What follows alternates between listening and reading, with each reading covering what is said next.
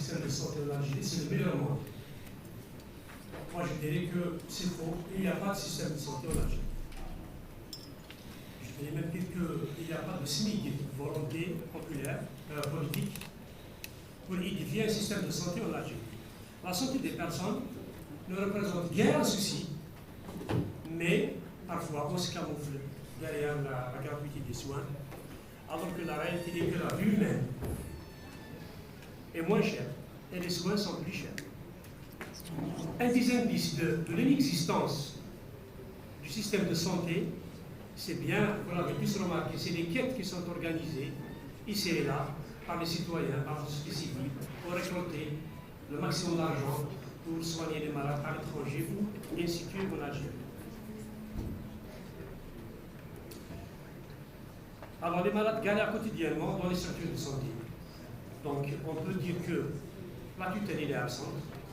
Je peux dire qu'à ce point-là, que le ministère, le malade est dans une rivière et la tutelle est dans une rivière. Et puis, il y a quelque temps, jadis, on appelait le ministère de la Santé de la Population. Tout d'un coup, on change le ministère de la Santé, de la Population et de la réforme hospitalière. Et je me dis, est-ce qu'il y a la réforme hospitalière aujourd'hui?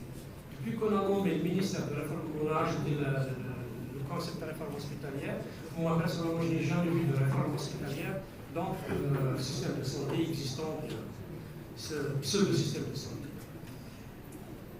Donc il y a tout, sauf la santé, sauf la réforme hospitalière. Là où il est utilisé aux ils sont DSP depuis plus de 6 mois. Ça prouve encore que la santé, ce n'est pas un souci. Et c'est un non-événement. L'institution de la tutelle, la santé passe au dernier plan. Et là, je vois que M. Sermi, à chaque fois, c'est lui qui porte secours, c'est le bouche-trou de la DSP. C'est l'homme omniprésent de la DSP. Il est là, puis M. Sermi. L'histoire du secteur sanitaire. À l'époque, il y avait le secteur sanitaire, et tout d'un coup, on met la santé dans un labo, et on fait se ressortir un EPSP et un EPH. Un EPSP, un établissement public de santé de proximité, là aussi il y a tout sauf la proximité. Sinon, comment expliquer là où il faut être proche du citoyen, la santé est loin. L'exemple le plus frappant, il a déjà cité M. Rajef, le président de la commission santé, c'est El-Shefa, Akaro Zikri, et sans oublier bien sûr le côté sud de la wilaya, Bono, Friqat, Aïzaouia.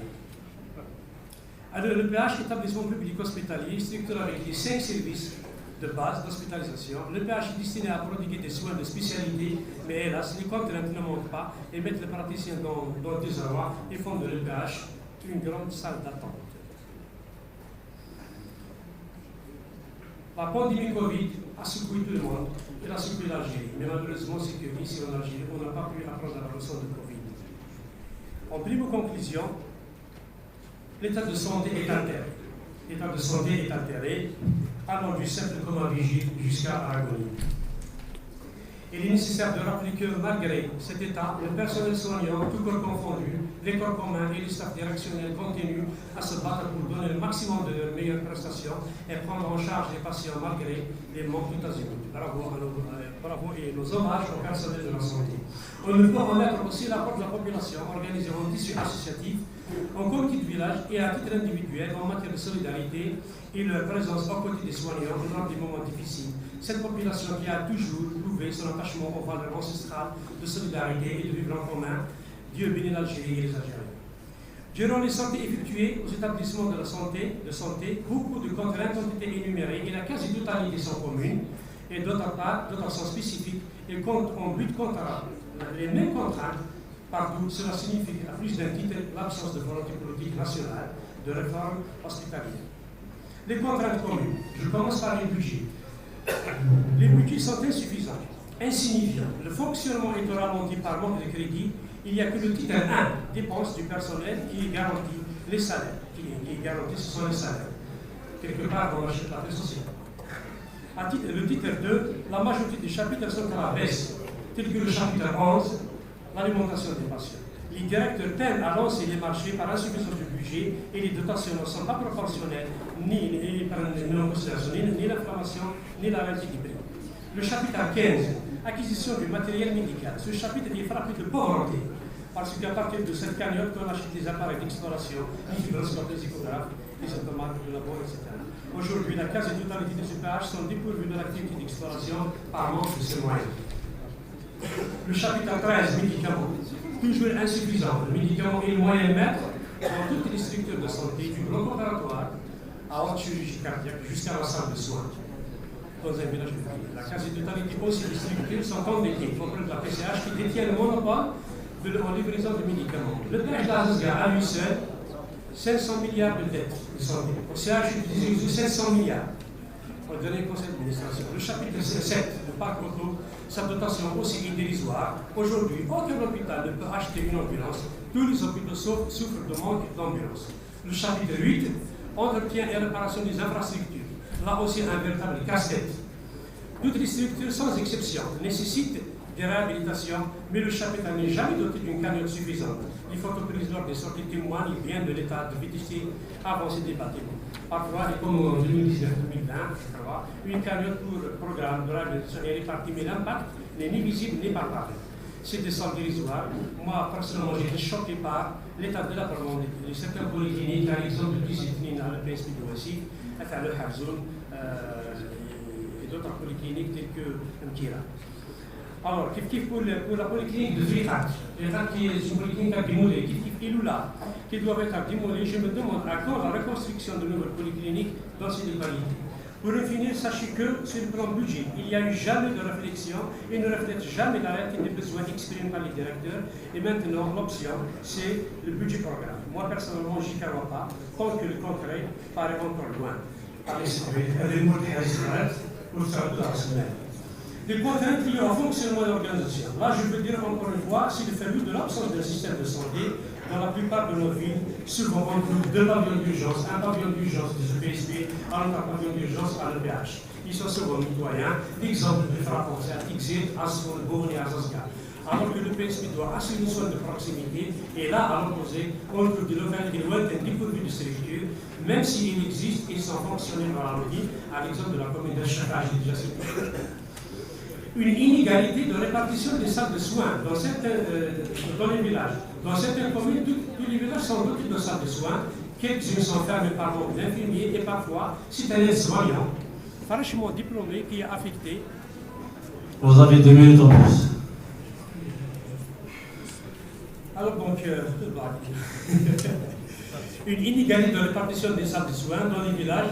Dans certaines communes, tous les villages sont dotés de salles de soins, quelques-unes sont fermées par manque d'infirmiers et parfois c'est un aide-soignant, franchement diplômé, qui est affecté seul. Le HSB est un établissement aussi régional. 54% des patients sont originaires de Hors-Wilaya, 45% sont l'avenue des différents EPH par manque de gynécologue. Cette spécialité est une spécialité de service civique, puisque la quasi-totalité des gynécologues s'installe à titre privé au terme de la durée du service civique. Certaines EPSP, très vastes, comptent peu de points de garde. Dans les polycliniques, d'autres EPSP moins vastes sont bien dotés en points de garde. Là, le critère de bassin de population n'est pas pris en considération et le ratio n'a pas sa place dans ce cas. Je vous renvoie à l'analyse du tableau à la page numéro 7 qui est donnée par M. le ministre par rapport au bassin de population. Les contraintes déficitives, aucune structure de santé n'est épargnée par les manques en effectifs. Les médecins spécialistes, inégalité de répartition des affectations, toutes les spécialités dans certaines structures, les chirurgiens utilisent ça. Dans d'autres, on n'arrive pas à couvrir le mois en garde. Même chose pour les réanimateurs, on s'est ajouté 34 salles opératoires pour 21 réanimateurs, c'est en deçà des besoins. Ailleurs, 2 salles pour 14 réanimateurs. Beaucoup de spécialités sont ramenées du service civil. Les praticiens s'installent privés, bien sûr, en termes de service civil. La radiologie a des usos italiens, Monsieur le Président. La suppression du rang magistral au CHU est une volonté politique visible. Aujourd'hui, au CHU, il y a du matériel de radiologie de haute gamme, mais les radiologues se comptent sur le bout du doigt. Toutes les spécialités sont en manque, mais les filières touchées par les manques, c'est surtout les spécialités chirurgicales, les réanimateurs, les cardiologues, les radiologues et les internistes.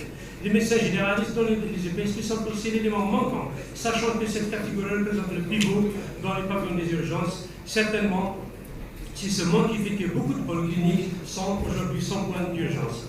Qu'a-t-on fait pour maintenir la stabilité des médecins sur place? Le personnel paramédical, majorité sont des aides-soignants, formés en école privée. Merci, docteur. Une minute, une minute, allez-y, une minute. Le paramédical, la majorité sont des aides-soignants formés en école privée. Là aussi, le problème, encore aggravé par la suppression de l'école paramédicale de Kizigzo, érigée en école de sages-femmes. Les sages-femmes aussi sont en manque, les techniciens de radiologie sont en manque aussi, les anesthésistes, les AMA, auxiliaires médicaux, anesthésistes de réanimation, est une denrée rare. Beaucoup de blocs opératoires faire ou fonctionnent ralentis par manque d'anesthésistes. Aussi, la répartition à travers les structures hospitalières n'a aucune règle de logique. Les chauffeurs aussi. On a remarqué que parfois ce sont des ouvriers professionnels qui font fonction de chauffeurs sans aucune couverture juridique ni assurance chauffeur. Les contraintes aux moyens matériels, tous les secteurs de santé souffrent aux moyens matériels, les échographes, les développeurs numériques, les instrumentations chirurgicales, les monitoring. Et puis les contraintes liées aux structures, c'est surtout la vie des structures. Je pense que vous avez tous vu les photos des polycliniques, des hôpitaux, à quel point ils sont dégradés. Même carrossage berrois, l'unité berrois, l'exécutif des lieux se fait ressentir au point où les appareils d'ordre viennent sans rencontrer dans des services obligeants là aussi, le praticien. Merci, docteur Sédalé.